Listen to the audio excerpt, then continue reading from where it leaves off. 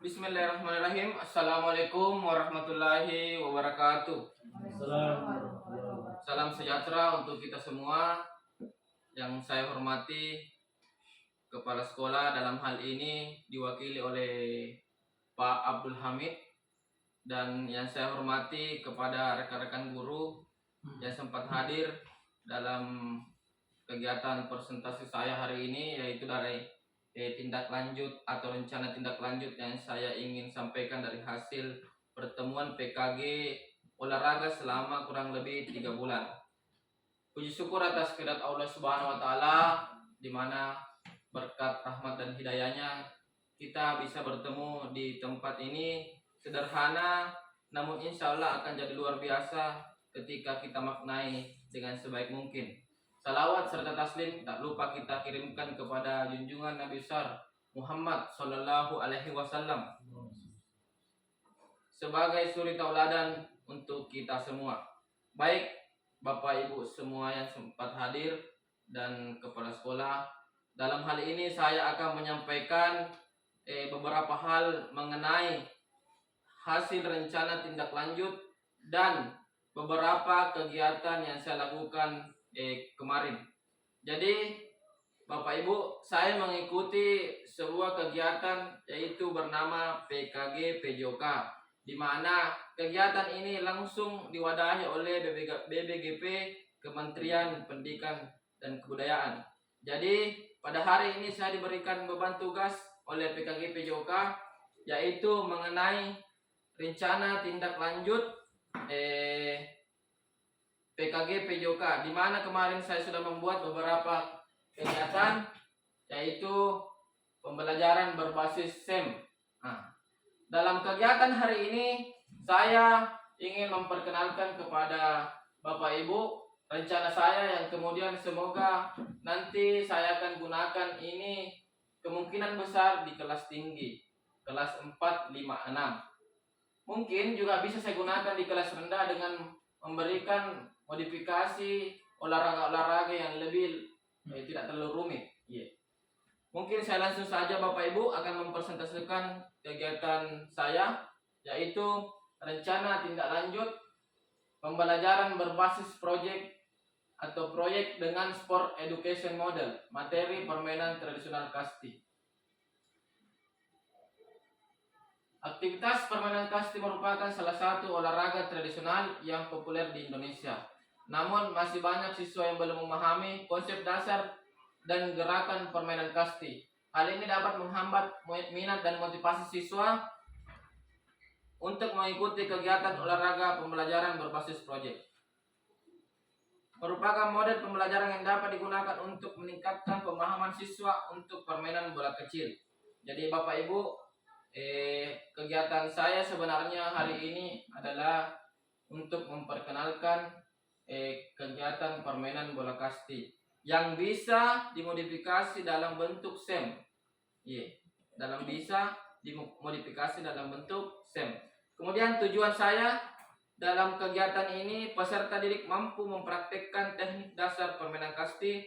2. Melalui pengamatan peserta didik mampu menjelaskan teknik dasar permainan kasti. Melalui desain-desain kelompok, peserta didik mampu menumbuhkan rasa tanggung jawab dan bekerja sama serta kreativitas dalam tim.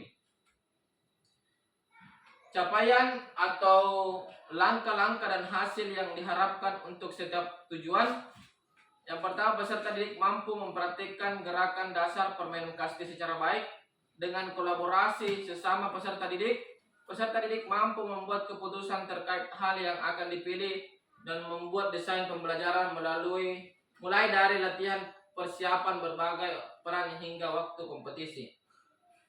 2. Peserta didik mampu menjelaskan gerak dasar permainan kasti yang dilakukan dengan mencari informasi tentang permainan kasti dari berbagai sumber seperti buku, internet, narasumber, serta mendiskusikan dengan sesama peserta didik sebagai langkah awal dalam membuat proyek serta melakukan pengamatan.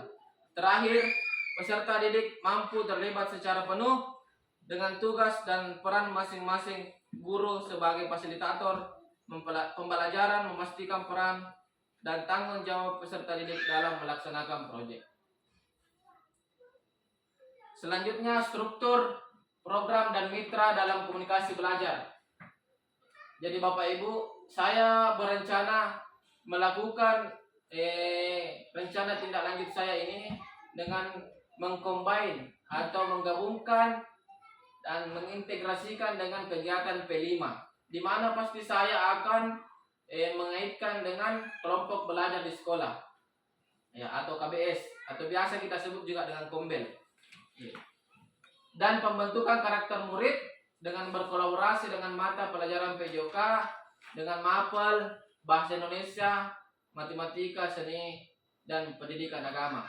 Jadi saya di sini Bapak Ibu tidak bisa melakukan proyek saya sendiri tanpa bantuan dari Bapak Ibu sekalian. Jadi saya akan berkolaborasi dengan guru Bahasa Indonesia, Matematika, Seni, dan Pendidikan Agama. Ada Pak Sarip di situ.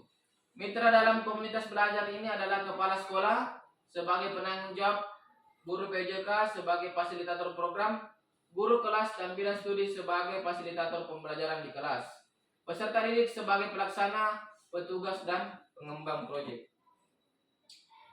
Kemudian pernyataan tentang kapasitas yang dimiliki kelas atau sekolah. Sekolah memiliki 7 aset sumber daya baik yang ada di sekolah maupun luar sekolah yang memadai untuk mendukung pembelajaran berbasis proyek dengan metode sport education model. Ada 7 aset yang ada di lingkungan kita semua, sekitar sekolah ataupun dimiliki kelas atau sekolah. Yang pertama, modal manusia, kita semua, modal sosial, modal politik, modal finansial, modal agama, modal lingkungan, dan modal fisik. Ini rencana evaluasi yang saya coba akan lakukan nanti adalah pemilihan informan peserta didik mengikuti program akan dipilih secara random. Guru yang melaksanakan program akan dipilih berdasarkan kesepakatan bersama. Anggota komunitas belajar dalam sekolah akan dipilih berdasarkan peran dan keterlibatannya dalam program. Evaluasi akan dilakukan dalam 2 tahap, yaitu evaluasi selama proses proyek akan dilakukan oleh guru kepada peserta didik untuk memberikan umpan balik kepada peserta didik agar dapat memperbaiki kinerjanya. Evaluasi ini akan dilakukan menggunakan asesmen berupa wawancara dan observasi. Evaluasi hasil proyek akan dilakukan oleh guru kepada peserta didik untuk mengukur pencapaian tujuan pembelajaran. Evaluasi ini akan dilakukan menggunakan wawancara, survei, dan refleksi pada peserta didik. Kemungkinan tantangan yang akan kita dapatkan yaitu peserta didik mungkin kurang aktif, atau peserta didik kurang bertanggung jawab, atau guru kurang efektif dalam memposisikan diri, atau manajemen finansial selama proyek kegiatan, atau terakhir waktu pelaksanaan yang bertepatan dengan kegiatan lain di sekolah. Solusinya itu ketika ada tantangan, mendesain pembelajaran yang menyenangkan dan berpihak pada murid.